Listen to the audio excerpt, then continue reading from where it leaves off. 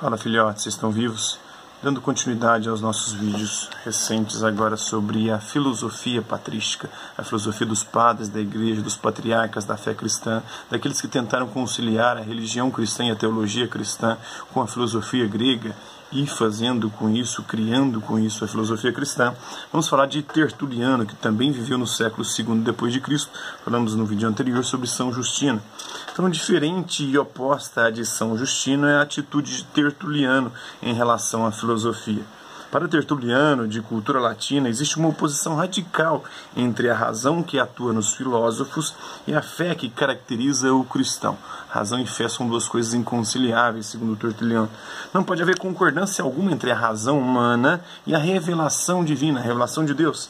Esta é a fonte de verdade, a revelação divina, e não a razão humana. A razão humana nos leva ao erro. Ela foi corrompida pelo pecado original e só pode nos levar à perdição.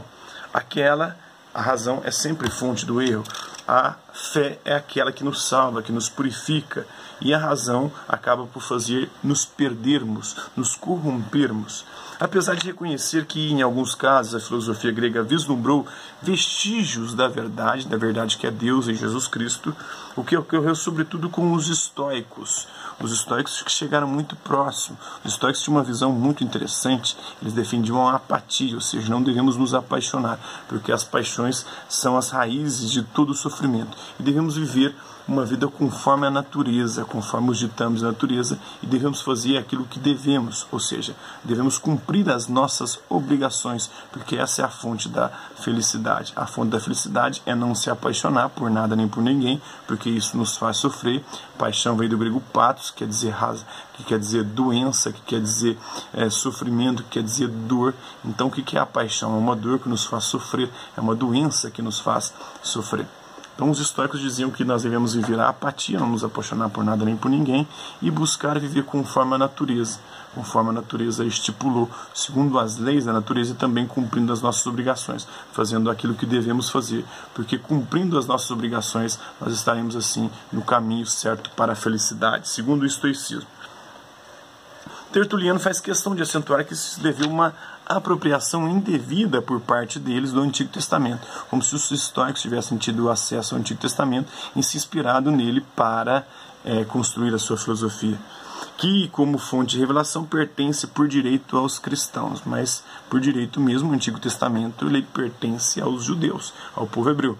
Em geral, os pensadores antigos, para Tertuliano, não fizeram outra coisa senão adulterar a verdade, sendo responsáveis por todas as heresias possíveis.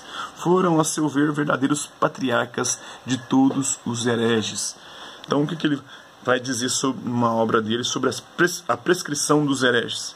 Com efeito, que existe de comum entre Atenas e Jerusalém? Ele faz a pergunta. Que acordo pode haver entre a academia de Platão e a igreja de Jesus Cristo? Que pode haver de comum entre os hereges e os cristãos? Nossa instrução vem do pórtico de Salomão, e este nos ensinou que devemos buscar o Senhor, a Deus, com simplicidade de coração.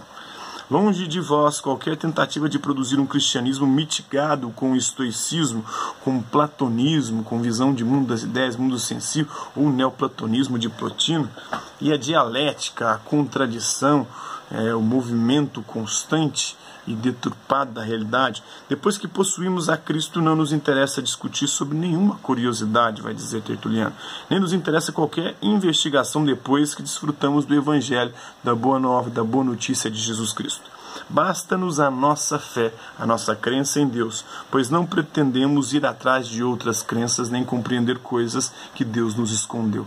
Então é isso que dizia Tertuliano sobre a filosofia grega. Então, para ele, razão e fé são incompatíveis, e filosofia grega e teologia cristã também são incompatíveis na perspectiva de Tertuliano. Espero que vocês tenham gostado do vídeo. Quem curtiu, dá um like. Quem não curtiu, dá um dislike.